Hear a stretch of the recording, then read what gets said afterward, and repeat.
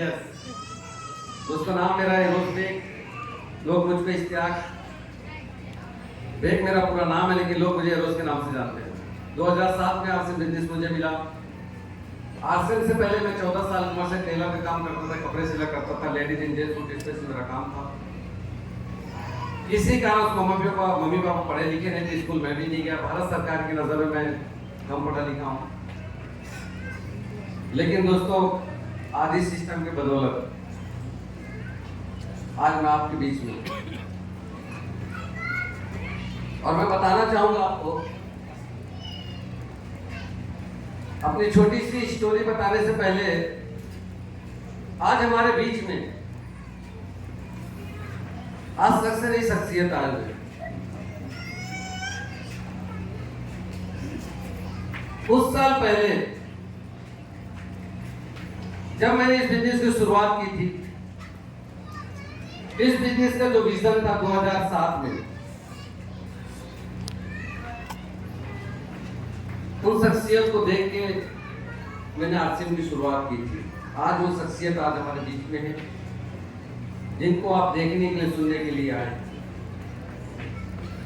India के सबसे कम उम्र के करोड़पति, सबसे कम उम्र के आरसीएम की बड़ी पिन पर आज हमारे आदर्श, हमारे रिस्पेक्टेड, मुझ जैसे नाचीज को जिसको बोलना नहीं आता था, मुझ जैसे नाचीज को जिसको खाने का तरीका नहीं पता था, पल पल वो एक एक चीज, बारीक चीजियां बताते हैं, और जब जब आते हैं तब तक कुछ ऐसी चीज सिखा के जाते हैं मेरे लाइफ में। जब वो बदलाव आता है,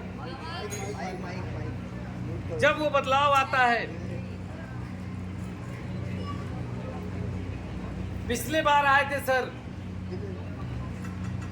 और जो बदलाव मेरे लाइफ में दिए वो कोई और नहीं, आज हमारे रिस्पेक्टेड आदरणीय सुजीत कुमार सर, एक बार सबके सामने जोरदार ताली चाहिए। अरे ये जो कम पढ़ा लिखा लड़का जिसको पढ़ना लिखना नहीं आता था, सर ने तो ऐसी टिप्स बता दी कुछ मिनटों में, वो भी रात के 12 बजे। ये लड़का आज पूरी दुनिया में कोई भी ऐसी भाषा नहीं है, आप लिख दो लड़का पढ़ के नहीं दिखाया तो कह देना। हेलो, गर्व महसूस होता है कि एक शब्द जिंदगी में कहां ले जा सकता आपको। वो मेरे लिए शब्द बहुत बड़ा, आपके लिए क्या माने रखता मुझे नहीं लगता। और आज और एक शख्सियत हमारे बीच में मौजूद है। जब मैंने इस बिजनेस की शुरुआत किया था नागपुर के धरती पे, मुझे कुछ एबीसीडी भी नहीं पता था आरसीएम का, और सर का विजन मैं क्या बताऊं आपको, क्या विजन हो सकता है। आज स्टूडेंट लड़का क्या होता है, अरे वो स्टूडेंट थे और कुंवारे थे, और आरसीएम का इतना बड़ा vision, by Banaras by motorcycle चल के नागपुर की धरती पे आए, और एक छोटे से कमरे में किस किस प्रकार कितने कमरे बदले होंगे। 40-40 दिन उन्होंने नागपुर में रह के बिताया एक विजन के साथ कि एक लड़का आरसीएम की शुरुआत किया है, वो पढ़ा लिखा नहीं लेकिन जोश और जुनून के साथ, यानी इतना बड़ा विश्वास उन्होंने हम पे किया और इस सिस्टम पे किया, और लगातार हमको आगे बढ़ाने के लिए वो इतना संघर्ष किए, मैं क्या बताऊं आपको, रोने खड़े हो जाएंगे। लेकिन कहते हैं कि कामयाबी दर्द के कोख से नजर आती है। एक गुलाब होता है, और गुलाब के जो पेड़ होता है उसमें जो कांटे होते हैं, वो कांटे किस लिए होते हैं आपको पता नहीं। कई लोग सोचते हैं वो कांटे किस लिए, लेकिन पता नहीं उस गुलाब की रक्षा करने के लिए वो कांटे होते हैं, और वो कांटों को भी उन्होंने देखते उस गुलाब की जो रक्षा करे वो कोई और नहीं, आज हमारे बीच में मौजूद है रिस्पेक्टेड रणजीत सर। एक बार सर के सामने जोरदार ताली चाहिए। अरे रात और दिन एक पढ़ जाएंगे, बताते बताते मैं थक जाऊंगा, वो खत्म नहीं होगा। और आज भी सर का इतना बड़ा कमिटमेंट, सर अभी कल 10 तारीख को इटावा में थे, और आज सर आज नागपुर में, यानी 25 दिन आउट ऑफ टाउन सर रहते हैं। आरसीएम का इतना बड़ा रिटर्न, आज बहुत सारे लोग इस नागपुर के धरती पे एक लड़के से शुरुआत हुआ, आपने कई अचीवर को देखा आपने। तो दोस्तों आरसीएम से पहले मेरी औकात जो थी मुझे पता थी, बहुत सारी मैंने ऐसी व्यवस्था देखी अपने लाइफ में। कम पढ़ा लिखा था, घर में 3 बहन थी, मेरे मम्मी पापा वो भी पढ़े लिखे नहीं थे, हमने एक छोटे से झोपड़े में भी रहा है। कभी ऐसा होता था कि ठंडी का दिन होता था तो एक सूटर होती थी, हम 3 बहन होते थे, भाई होते थे, और सूटर को बदल बदल के पहन लेते थे। पापा को सर्विस तो लगी थी WCL की, उस समय में पैसा नहीं था, झोपड़े में रहा करते थे। पापा की संगत कुछ अच्छी नहीं थी, उन्होंने लाइफ में कुछ सपना नहीं था, कोई ड्रीम नहीं था, कोई सोच नहीं थी, एक साइकिल की भी सोच नहीं थी। जब उन्होंने पूरे 60 साल लाइफ के बिताले, जब उन्होंने नौकरी से 60 साल 2006 में रिटायर हुए तो जीरो से शुरू के थे, जीरो में खत्म हुए। हमको जब रिटायर होने के थे तब 2 साल पहले क्वार्टर मिला था, क्वार्टर का भी मजा जब लेने गए तो उसके बाद रिटायर करके वापस किराए पे आ गए। ये औकात हो गई थी हम लोगों की। कुछ पैसे मिले थे, वो भी 3 महीनों में बच्चों की शादी कर दी थी, कहानी जीरो पे आ चुकी थी, सिलाई करते थे, सपना बहुत बड़ा था, बहुत कुछ करना था जीवन में, पढ़े लिखे नहीं थे। मैंने बहुत सारे धंधे किया, मैंने टेलर का काम शुरू किया, उसके बाद मैंने सीडी प्लेयर की दुकान चलाना, मैंने कपड़े की दुकान चलाई, मैंने फर्नीचर का काम सीखा, मैंने गैरेज का काम सीखा, मैंने स्लाइडिंग का काम, कितने कामों में हाथ पैर मारने के बाद सिर्फ एक ही सोचती कुछ अमीर बनना है। लेकिन सुबह के 7 बजे 2007 में एक व्यक्ति इस पवित्र सिस्टम को देता, शुरू में विश्वास नहीं होता, और इसी तरीके की मीटिंग में मुझे किडनैप करके लाया जाता है और बताया जाता है कि 30 रुपए की टिकट लगेगी और 30 रुपए की टिकट आप चलिए लगाना पड़ेगा। अगर मेरी बात आप सुनिएगा, वहां पे कामयाब आदमी आ रहा है और कामयाब व्यक्ति को सुन के अगर आप कामयाब नहीं होंगे तो सोचिएगा 70,000 रुपए महीने की इनकम वो व्यक्ति कमा रहा है। उस समय में 2000 में 70,000 रुपए की इनकम होती और बोले 30 के 60 ले लेना। आज बहुत सारे साथी को बुलाया गया होगा, 150 रुपए का गेट पास लगा होगा, मेरा लगा था, लेकिन उस मीटिंग ने मेरी लाइफ को बदला। दोस्तों लाइफ को ये बदला कि जिस लड़की की एक मोटरसाइकिल की औकात नहीं थी, आज नागपुर से शहर में करोड़ों का मकान है।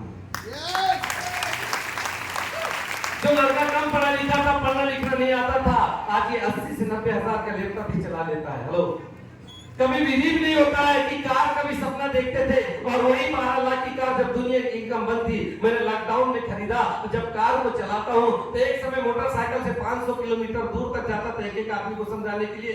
धूप होती थी, बरसात होती थी, कभी कभी बरसात ऐसी होती थी कि मैं क्या बताऊं, पूरे बरसात में मोटरसाइकिल चलाते रहता था।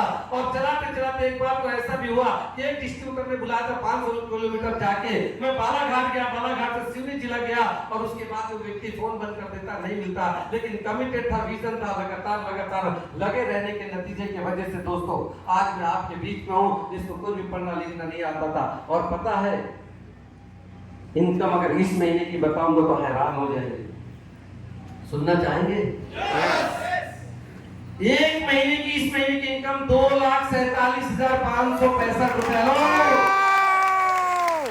अरे आग लगा लो सीने में जब तक लाख ना आए महीने में। इसी तरीके मीटिंग ने मेरी जिंदगी को बदला था दोस्तों। और मैं क्या बताऊं, सारे गुरुजनों को मैं धन्यवाद देता हूं जिनके वजह से आज मैं यहाँ पे हूँ। लास्ट में एक बात बताना चाहता हूँ, बातें तो बहुत सारी कभी खत्म नहीं होगी, बहुत सारी रील भरी हुई इतने सालों की, लेकिन आज जो शख्सियत आज हमारे बीच में आए, मैं एक मैसेज देना चाहता हूँ आपको। पतंग को आपने कभी देखा है? पतंग को अरे उस पतंग से मैसेज लेना कभी। जब एक पतंग को एक व्यक्ति लेता है तो उसके अंदर एक गन्ना बांधता है, और गन्ना बांधने के बाद में एक चक्री लेता है और चक्री में एक डोर लगाता है। लेकिन उस पतंग को कभी भी देख लेना, जब पतंग को उड़ाया जाता है तो एक व्यक्ति जब गन्ना लगाता है तो पतंग उड़ाने के लिए और पतंग को उड़ने के लिए सबसे पहले हवा की जरूरत होती है। कितनी अच्छी पतंग हो, कितनी अच्छी डोर हो, तो पहले तो हवा चाहिए, यस या नो? और इस सिस्टम में इस लड़के को हवा देने वाले मैं बहुत सौभाग्यशाली हूँ। सबसे पहले उस ईश्वर अल्लाह का, उसके बाद अपने मम्मी पापा का, उसके बाद इस देश के वो सारे गुरुजनों का जिन्होंने इस लड़के को वो हवा भेजा। दूसरी पतंग से मैसेज लिया गया।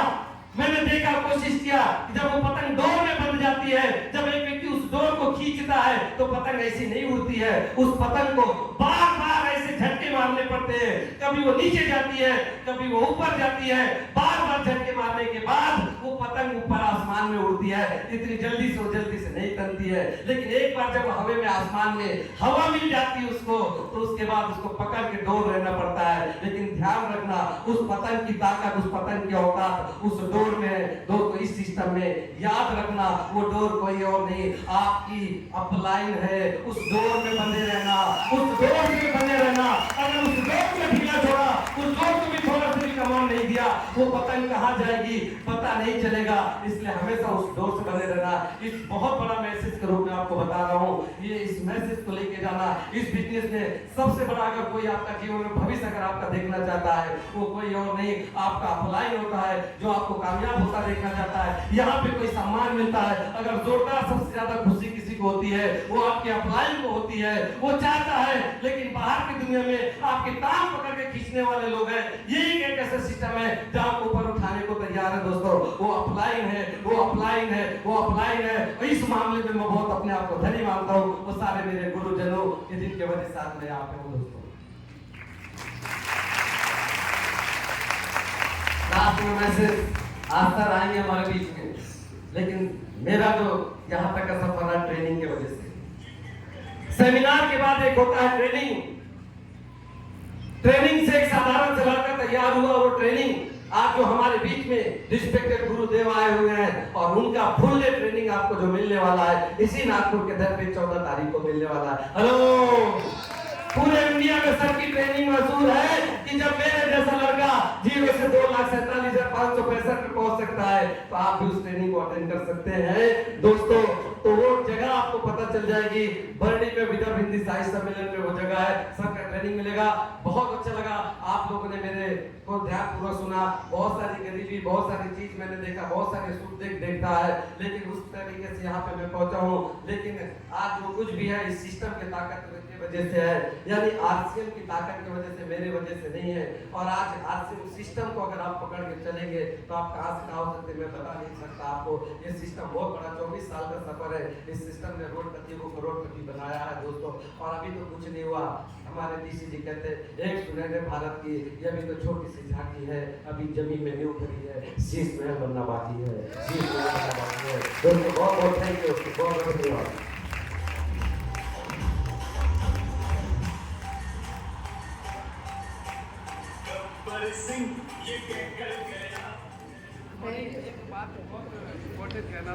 मिस कर गया मैं, ये जो मेरा परिवार है ना, सोच के आया था मन में, मैं कहाँ बह गया था, लेकिन ये बात कहना बहुत जरूरी था। ये जो मेरे बच्चे दिख रहे थे छोटे छोटे, बहुत लकी मान दो अपने आप को। जब मैंने शुरुआत किया था ना, वो पेट में थी, मेरे यहाँ खाने को नहीं था, खाने को नहीं था। 5 रुपए की मेरी बिटिया है और इन्होंने मुझे साथ दिया।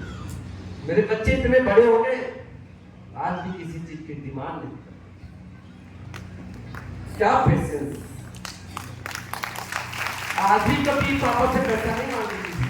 जैसा मैं गर्व करता हूँ कि ये आरसीएम का संस्कार, मेरे गुरुदेव मेरे घर में आते रहे, मेरे अपलाइन आते रहे, मेरे बच्चे इस संस्कार को, संस्कार के वजह से आज ये कुछ मुझे मिल पाता है। बाहर की दुनिया में पता है बच्चे किस दिशा में जा रहे हैं, कहाँ जा सकते हैं आपको पता नहीं। पैसा तो बहुत होगा, लेकिन आज लोगों को घर सुरक्षित नहीं है मेरे भाई। इस मामले में मैं बहुत लकी मानता हूँ। अरे मैं अनपढ़ हूँ, बहुत ज्यादा तो नहीं पढ़ा लिखा पाया, लेकिन आज मेरे बच्चे पढ़े थे। बहुत बहुत थैंक्स सर। थैंक यू सारे लोगों को। जय आरसीएम। अभी आप लोगों ने देखा यहाँ पे काफी लोग आए थे। अभी ये जो मैंने हार क्यों नहीं उतारी, सब लोग सोच रहे होंगे कि सर ने तो अपना हार उतार दिया, बच्चों ने भी उतार दिया, मैडम अभी क्यों पहनी। ये हार जो मैं अभी पहनी हूँ ना, ये मुझे महसूस करवाता है कि मैं अभी हारी हूँ। क्या महसूस करवाता है? मैं अभी हारी हूँ। अभी मुझे बहुत बड़ी जीत जीतना है और अपनी टीम को भी जितवाना है। इस हार के पीछे बहुत बड़ा मैसेज है। जो भी हार गले में पड़ता है, मैंने देखा था पहली बार जब मेरे गले में हार पड़ा था, याद भी नहीं है नाइन्टी में कौन लीडर ने किया था सम्मान, कौन लीडर ने दिया था ट्रॉफी, मुझे कुछ भी याद नहीं है। लेकिन उस समय जब ये माइक मुझे दिया गया था तो मुझे बोला गया था कि आप अपना नाम बताइए, तो मैंने नाम नहीं बताया था। मैं बहुत रोई थी। आज जिस तरीके के लोग यहाँ बैठे हैं, उस समय जब मैं रोई थी तो सारी टीम ने रोया था, सारी टीम ने रोई थी। जितने लोग हाथ में बैठे थे उन्होंने भी रोया था। कुछ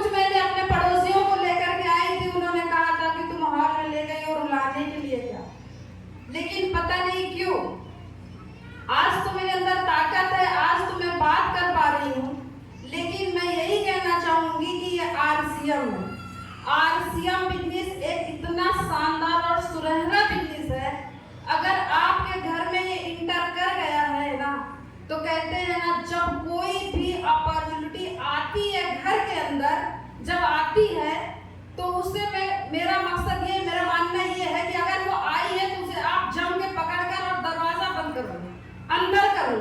क्योंकि अपॉर्चुनिटी जो होती है ना, वो पीछे से पूरी टकली होती है, एक ही बार आती है घर में, और दोबारा अगर आप प्रयास करेंगे ना पकड़ने का, कितना भी प्रयास करेंगे लेकिन नहीं पकड़ पाएंगे, बिल्कुल भी नहीं पकड़ पाएंगे। लेकिन उस समय मुझे समझ में नहीं आया था, लेकिन मैं चाहूंगी मेरे हस्बैंड, मेरे शौहर के सम्मान में जोरदार ताली, क्योंकि उन्होंने उस समय 2007 में उन्होंने ये निर्णय लिया कि नहीं, मुझे आरसीएम बिजनेस करना है, मुझे आरसीएम बिजनेस करना है।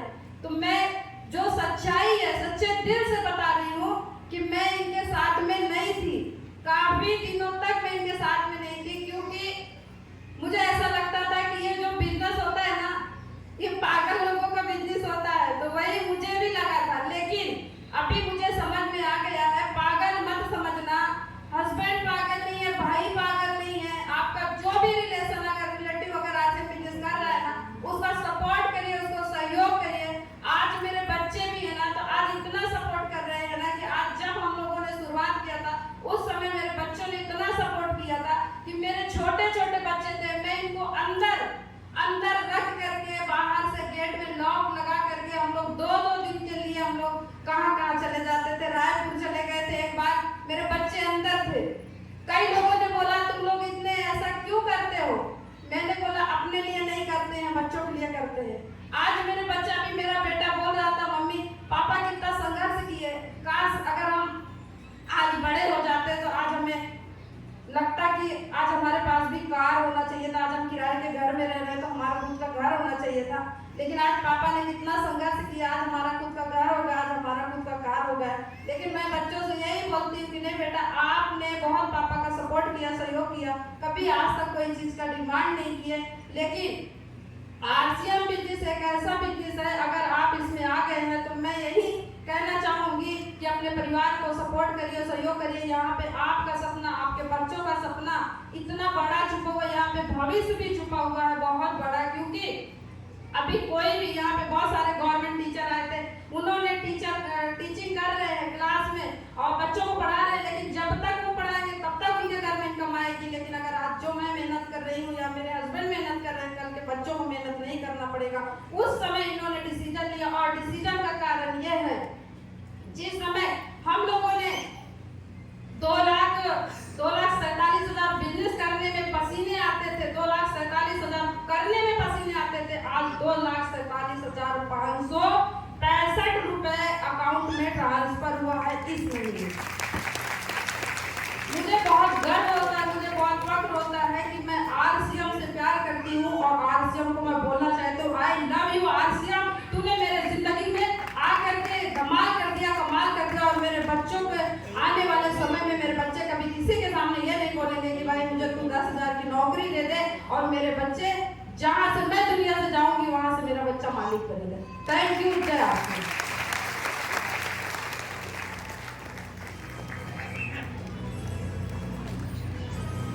जय आरसीएम। कैसा लग रहा है? बहुत शानदार। जान ही नहीं है, पीछे के जो पूरे आधे तो सो गए।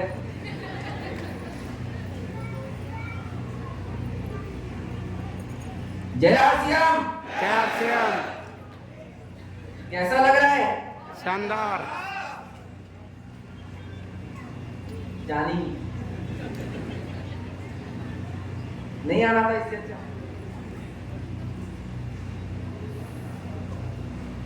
चले एक बार जय आरसीएम। जय आरसीएम। बह रहा हूं शायद।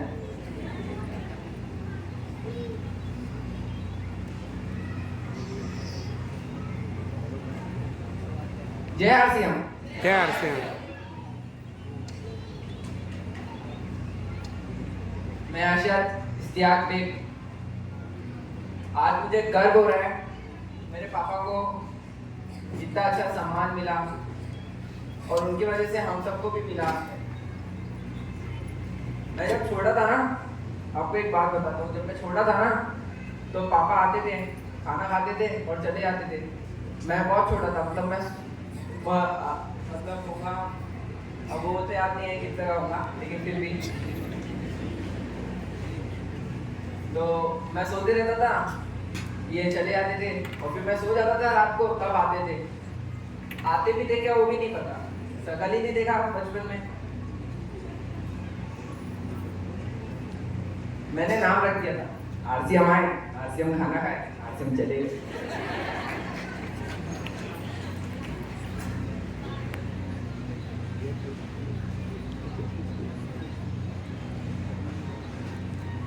चलिए फिर मुलाकात होगी। यस।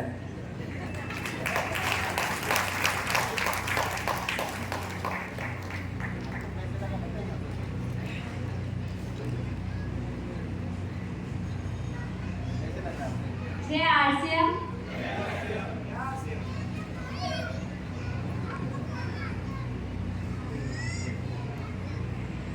मैं फरीद फातिमा और मुझे बहुत प्राउड फील हो रहा है कि आज हमें स्पीच मिला और पापा को ऐसे देखकर मतलब रोना थोड़ा सा आ रहा है, इमोशनल हो रहा है कि कितनी मेहनत करे, आज हम लोग इस पोजीशन पे हैं।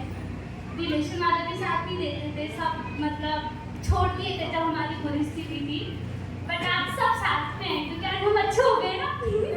पहले अच्छी थी, कोई बात नहीं, होता है, फिर कोशिश करने वालों की कभी हार नहीं होती। Thank you.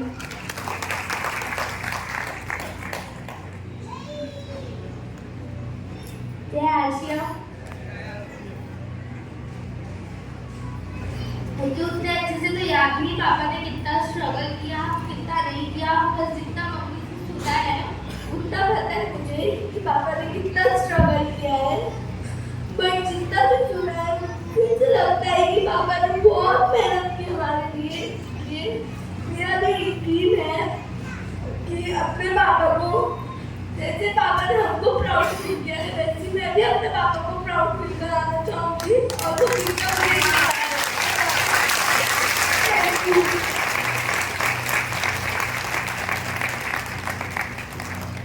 कुछ समझ में आ रहा है, कुछ समझ में आ रहा है ना। तो ये हमारे गुरुदेव हैं, इन्होंने मेहनत किया है, आज नागपुर के धरती पे